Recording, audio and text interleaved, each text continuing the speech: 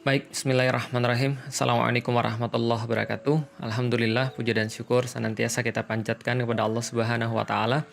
Begitupun juga salat dan salam semoga senantiasa tercurah dan terlimpahkan kepada baginda Nabi besar Muhammad sallallahu alaihi wasallam. Alhamdulillah teman-teman sekalian, ngaji jomblo lagi, khusus buat para jomblo yang sekarang lagi di rumah mencoba untuk memantaskan diri, mempersiapkan diri. Saya kemarin bahas tentang mencari kayu di tengah hutan ya.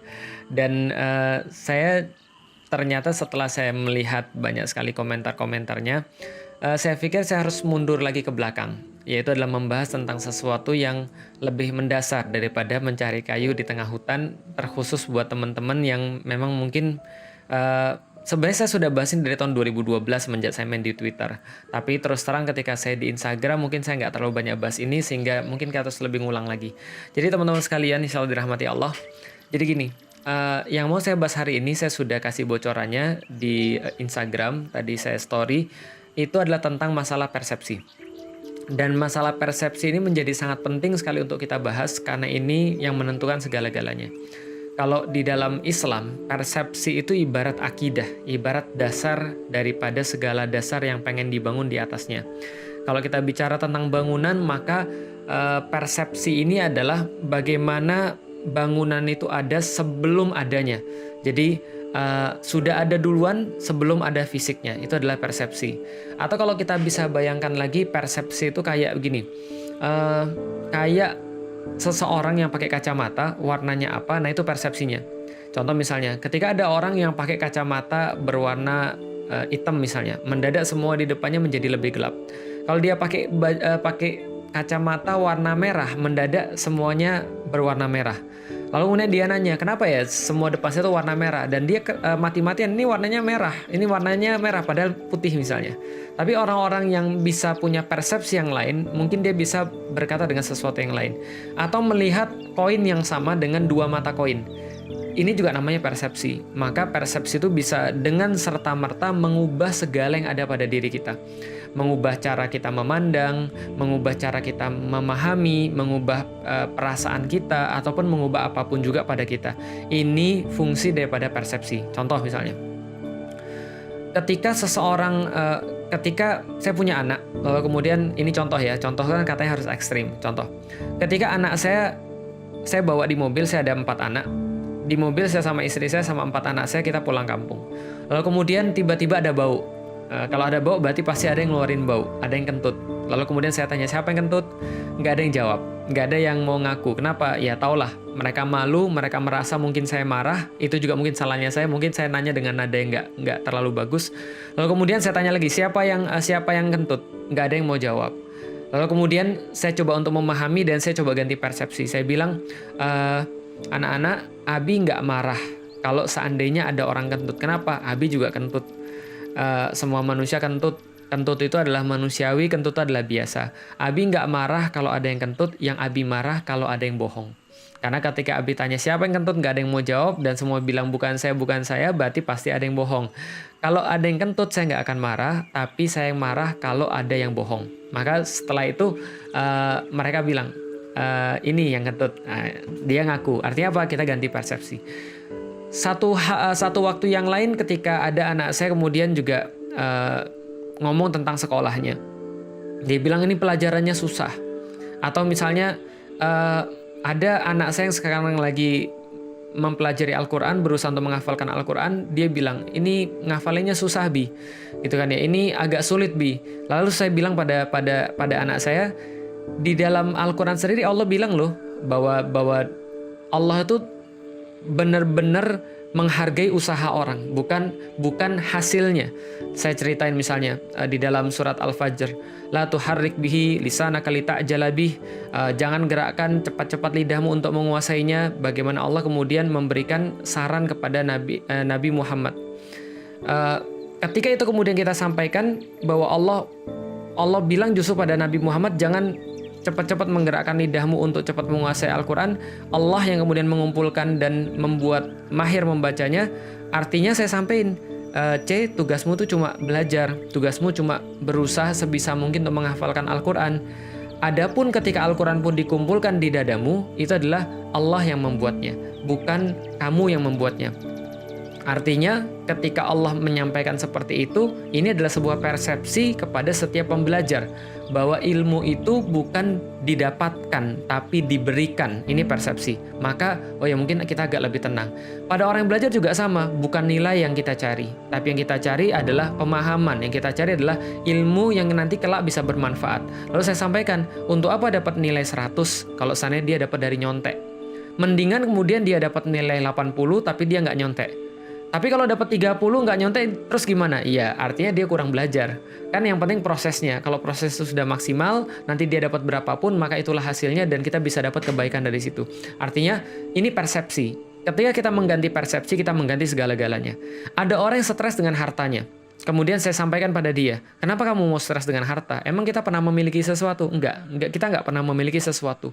Maka ketika kita nggak pernah memiliki sesuatu, adanya kita di dunia seperti tukang parkir. Yang tukang parkir itu ketika ada mobil datang, lalu kemudian dia markirin, ketika mobil itu pergi, dia nggak nangis. Kenapa? Karena itu bukan mobil dia, in the first place. Sama kayak kita nggak pernah memiliki apapun. Maka kalau kita kehilangan apapun, katakan innalillahi wa inna ilaihi roji'un. Mind blowing, ketika orang sudah punya persepsi yang berbeda, dia akan punya cara pandang, dia akan punya cara bersikap, dia akan punya cara berperasaan yang berbeda seperti yang lain. Ini kekuatan daripada persepsi, cara pandang kita. Begitupun juga dengan nikah, teman-teman sekalian. Nikah itu yang pertama kali harus dilihat adalah persepsinya. Karena persepsi ini yang nanti akan menentukan bagaimana cara dia cari pasangan, pasangan seperti apa yang dia inginkan, lalu kemudian pernikahan seperti apa yang kelak nanti akan dia ambil, bagaimana kemudian dia menjalani proses-proses sebelum nikah, termasuk menentukan karakteristiknya seperti apa, termasuk ketika mengalami permasalahan-permasalahan di dalam sebelum nikah dan setelah nikah, termasuk soalan duit, segala macam.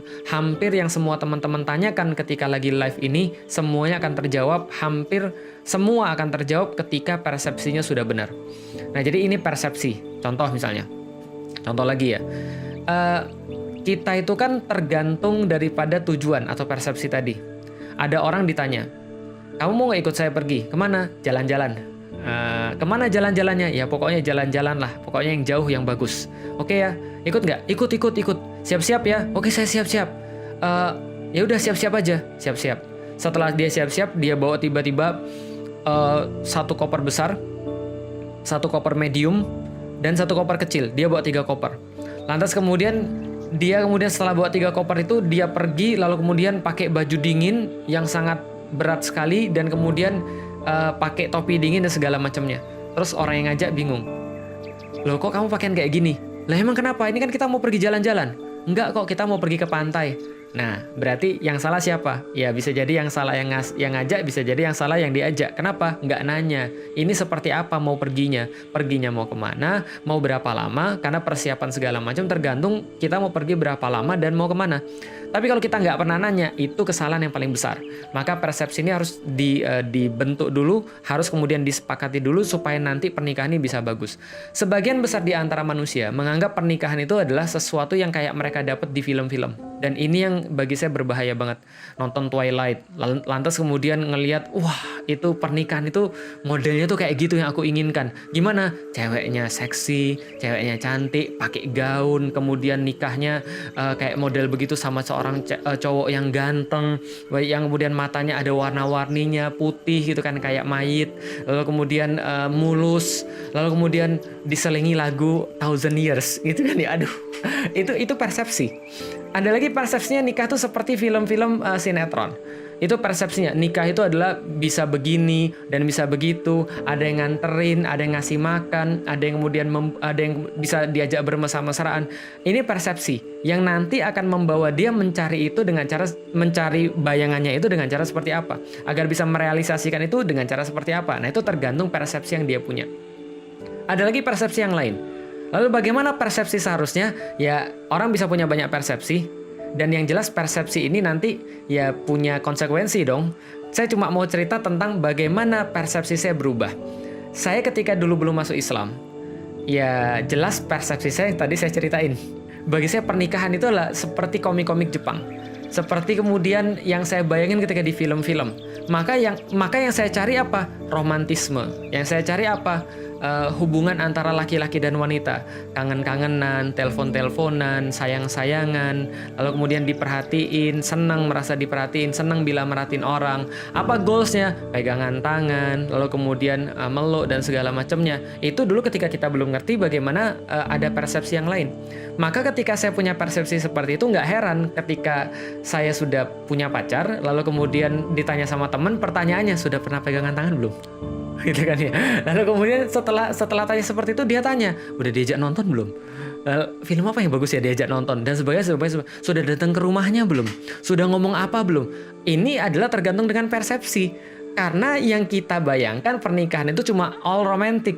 Kita nggak tahu bahwa pernikahan itu ada satu tujuan yang lain. Nikah, lalu kemudian ada yang diajak ngobrol terus, ada yang perhatian, atau kalau yang sudah lebih mesum orangnya pikiran hal-hal yang lain lagi, hal-hal biologis yang dia dapat setelah nikah. Setelah itu kemudian dia mikirin setelah itu punya anak, setelah punya anak dia jadi seorang bapak, lalu kerja untuk mencukupi anaknya, setelah itu sampai mati. Selesai, kayak di film-film. Live happily ever after, gitu kan ya. Jadi itu seolah-olah nikah tuh begitu. Itu persepsi saya. Maka ketika saya berpersepsi seperti itu, wajar kalau saya nyarinya lewat jalan pacaran. Wajar kalau saya setelah pacaran pengen pegang tangan pacar saya. Wajar ketika itu saya pengen ngajak dia nonton, karena begitulah seharusnya orang yang berpacaran. Wajar ketika itu saya pengen datang ke rumah dia ketika bapaknya lagi nggak ada, atau nelpon ketika bapaknya angkat saya tutup, gitu kan ya. Itu zaman dulu ketika belum ada handphone, belum ada sosial media. Tapi kebayang ya tinggal diganti aja sekarang wasilahnya apa. Sekarang misalnya wasilahnya DM-an misalnya, atau wasilahnya ngajak live bareng misalnya, atau wasilahnya apa, komen-komenan dan segala macamnya. Ya itu tinggal masalah wasilah aja. Tapi dari persepsi itulah ditelurkan bagaimana cara orang bersikap. Maka saya nggak merasa keberatan ketika pacar saya berbeda agama. Waktu itu agama saya masih agama Kristen Katolik, sementara pacar saya agamanya Islam misalnya. Maka saya nggak ada keberatan. Kenapa? Karena itu sama sekali nggak masuk dalam persepsi masa depan saya. Itu sama sekali nggak masuk dalam tujuan saya. Dan saya sama sekali nggak berpikir tentang itu. Lantas kemudian ketika kita bicara tentang pernikahan, kita bilang, udah nanti aja lah kita bicara tentang pernikahan. Yang penting kamu kuliah dulu, aku kuliah di Bogor, kamu kuliah di Jakarta. Nanti kalau kita sudah selesai, kita baru akan bicarain dan ngobrol tentang masalah pernikahan. Mereka nggak akan serius untuk ngomong masalah pernikahan. Dan mereka nggak akan serius untuk merencanakan apa yang akan mereka lakukan pasca nikah ini. Bahkan mereka nggak pernah serius untuk membicarakan tentang kehidupan mereka sendiri. Jadi bagaimana mau membicarakan kehidupan berdua, orang kehidupan sendiri aja belum jelas gitu kan. Ya tapi ya itulah kebodohan masa lalu. Sekarang sudah pintar, enggak, sekarang masih makin bodoh.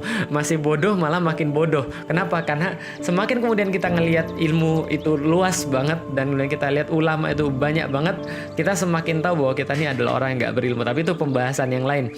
Nah, tapi ketika saya masuk Islam, persepsi itu menjadi berubah.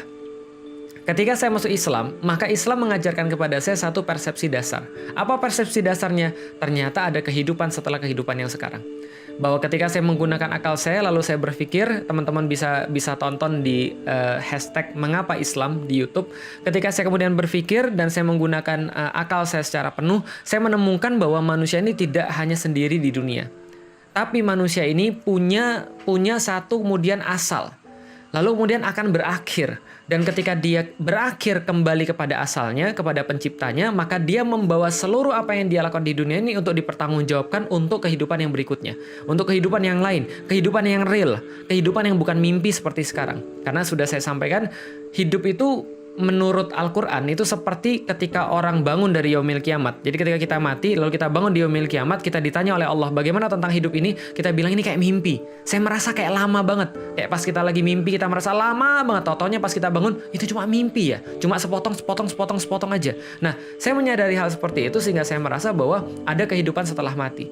Dan itulah kehidupan yang real. Maka semua yang ada di dunia sekarang yang saya alami adalah sesuatu yang cuma diberikan untuk bersiap-siap untuk menghadapi kehidupan yang real. Ibarat kayak ada orang yang ngajak saya untuk kemudian jalan-jalan, lalu kemudian dia minta siap-siap deh untuk nanti kemudian untuk jalan-jalannya. Siapin bajumu, siapin kemudian perbekalanmu, siapin duitmu, nanti kita mau jalan. Nanti ketika kita jalan, kita akan sampai ke tempat tujuan kita. Seolah-olah kayak gitu aja. Maka ketika saya sudah memahami, saya punya perspektif yang berbeda. Apa perspektif saya? Oh, ternyata hidup ini cuma ibadah. Oh, ternyata hidup ini cuma untuk menghamba kepada Allah. kok cepet banget sampai kesimpulan gitu ya. Nanti kalau saya panjangin ini jadi pembahasan akidah, bukan pembahasan nikah gitu kan ya. Tapi sekarang kita coba membahas nikah. Setelah saya punya persepsi yang baru bahwa ternyata hidup ini cuma sementara, bahwa ada kehidupan setelah kehidupan yang sekarang, maka persepsi saya tentang pernikahan pun berubah. Persepsi saya tentang pernikahan awalnya daripada cuma romantisme belaka menjadi sebuah pertanggungjawaban, menjadi sebuah ibadah, menjadi sebuah aktivitas yang harus saya pertanggungjawabkan. Dan aktivitas ini adalah pertanggungjawabannya adalah pertanggungjawaban atas ibadah yang paling lama. Karena kalau sholat cuma 5 menit, 8 menit, kalau antum khusyuk banget bisa 15 menit. Tapi kalau kita menikah ini bisa bertahun-tahun. Dan kita tidak ada satupun orang, kecuali orang gila, yang nikah sudah berencana nikahnya sampai kapan, kan gitu kan ya. Kita pengen untuk selama-lamanya, kita pengen bahkan istri kita itulah yang menemani nanti kita di surga nanti. Karena pandangan kita sudah berbeda, perspektif kita sudah berbeda, persepsi kita sudah berbeda tadi, maka semuanya pun berbeda. Oh, ternyata yang namanya nikah itu adalah sebuah ibadah. Kalau sebuah ibadah, maka saya harus paham ibadah seperti apa yang diinginkan oleh bos saya. Karena ini masalah ibadah bukan masalah saya suka, bukan masalah saya demen, bukan masalah apa yang saya prefer, tapi apa yang dia prefer. Ibaratnya gini, ada bos bilang, Dek sini dek, ya bos, kerjain ya, ini ada 3 tugas buat kamu, ada 5 tugas buat kamu, 3 ini wajib dikerjain dan saya pengen hari ini selesai. Kalau kamu masih punya waktu, kamu bisa kerjain yang 2. Tiba-tiba kemudian setelah hari itu selesai, bosnya nanya, gimana tentang 5 kerjaanmu tadi? Dia bilang, sudah bos. Yang sudah berapa? 2. Loh kok 2? Iya kan saya minta 5. Iya bos, tapi 2 ini yang terakhir udah selesai. Ini kan bukan saya minta untuk dikerjain hari ini. Yang kalau punya luang baru kerjain. Iya bos, tapi yang 2 ini bos, saya kerjain sebaik-baiknya bos. Ini yang paling keren yang saya kerjain bos. Karena saya paling ahli dalam 2 ini bos. Tapi yang saya minta yang 3 tadi pak, itu nggak bisa saya kerjain bos. Saya nggak peduli kata bosnya. Kamu dibayar untuk kemudian mengerjakan yang 3 ini. Kalau punya waktu baru yang 2. Nah sama seperti pernikahan. Pernikahan ini kalau perspektif kita, persepsi kita adalah ibadah kepada Allah selaku yang punya hidup manusia, selaku yang punya gawean daripada seluruh dunia ini, maka kita harus kemudian sesuai dengan apa yang dia minta. Maka ketika orang-orang itu sudah menyadari persepsi yang baru ini bahwa pernikahan adalah ibadah kepada Allah, dia akan cari bagaimana ibadah yang diinginkan oleh yang punya gawe. Bagaimana ibadah yang diinginkan oleh yang punya perusahaan, yang punya kehidupan kita ini. Maka dia akan list, dia akan mempelajari. Oh, jadi pernikahan yang diinginkan itu adalah yang seperti ini. Yang diridhoi itu adalah kayak begini. Oh, ada contoh-contoh buruknya juga loh, gitu kan ya. Contoh-contoh buruknya seperti apa?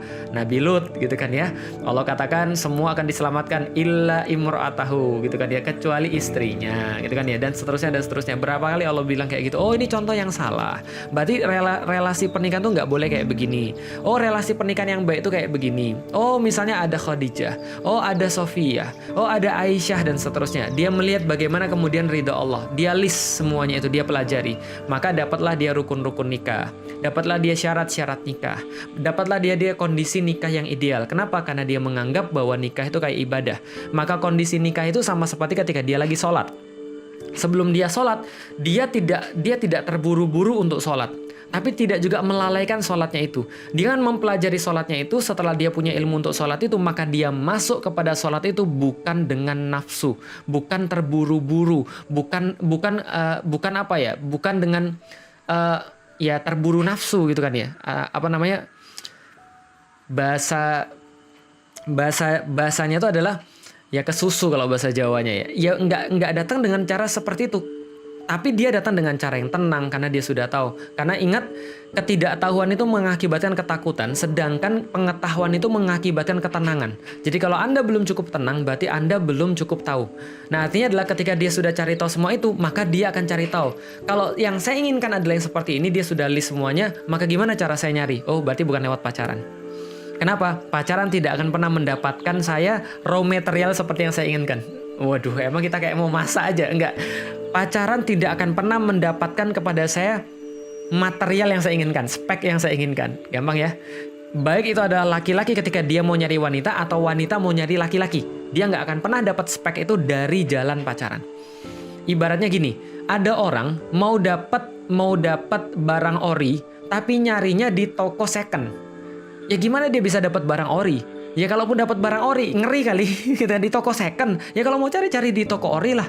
Gitu maksudnya. Artinya ini maksudnya kalau Anda mau cari raw material, spek yang benar dengan apa yang diinginkan, Anda akan dapat pada satu kesimpulan. Kalau saya mau taat pada Allah, bukan di sini yang saya cari. bukan pacar yang saya cari. Oke, apalagi misalnya, contoh, maka tidak ada lagi ada pertanyaan pada orang-orang yang sudah mengganti persepsinya bahwa nikah itu adalah sebuah ibadah, nggak ada lagi pertanyaan bagi dia. Ustadz, gimana kalau seandainya saya nikah terus saya nggak punya duit? Nggak ada lagi. Kenapa? Karena dia tahu bahwa duit memang penting, tapi bukan itu hal pertama yang harus dipikirkan. Karena kenapa? Persepsi orang tentang pernikahan itu harus mewah, harus puluhan miliar, harus puluhan juta, ratusan juta. Itu yang saya pengen untuk kemudian orang rubah ketika dia sudah punya persepsi bahwa nikah itu karena Allah. Maka setiap orang-orang, Sifrun nikah, lalu kemudian Hawariyun nikah. Saya bilang sama mereka, lebih baik antum pegang duit setelah nikah daripada habis semuanya pas nikah. Kenapa? Karena antum lebih perlu duit setelah nikah, bukan pas nikah.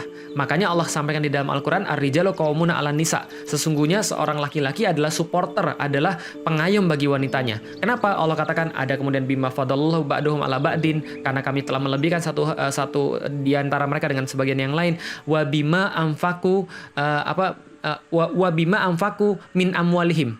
Jadi atas juga apa yang telah mereka berikan daripada harta-harta mereka kepada mereka. Jadi seorang laki-laki itu menjadi laki-laki ketika dia memberikan hartanya pada wanita, mencukupi wanita tadi. Artinya adalah apa? Setelah pernikahan itu justru lebih perlu harta daripada sebelum pernikahan. Ini kan masalah persepsi. Maka nggak perlu lagi ada pertanyaan, gitu kan ya. Ustadz, saya mau menikah, tapi dia belum, mohon maaf Ustadz, dia belum tahu banyak tentang Islam, bahkan dia nggak sholat, bahkan dia nggak kerudungan. Ya tergantung persepsi antum apa. Kalau persepsi antum nikah adalah sebuah ibadah, maka kalau antum lihat dia nggak kerudungan dan itu bisa buat antum untuk nyaman beribadah, ya silakan. Tapi saya pikir kalau seandainya antum sudah berpikir seperti itu, lantas kalau saya secara pribadi, gimana saya bisa nyaman beribadah kalau saya tidak menemukan istri yang bisa taat pada Allah?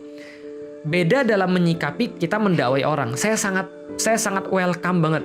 Saya senang banget ketika ada orang yang nggak kerudungan datang ke kajian saya. Artinya adalah apa? Saya senang ketika ada orang mau jadi baik. Tapi kalau Anda mau pilih seorang istri untuk kemudian bagian hidup Anda, dan Anda sudah mengatakan bahwa persepsi Anda adalah ibadah, itu sama aja kayak ada orang nanya ketika sholat, Ustadz, saya mau sholat Ustadz, tapi boleh nggak saya pakai celana pendek?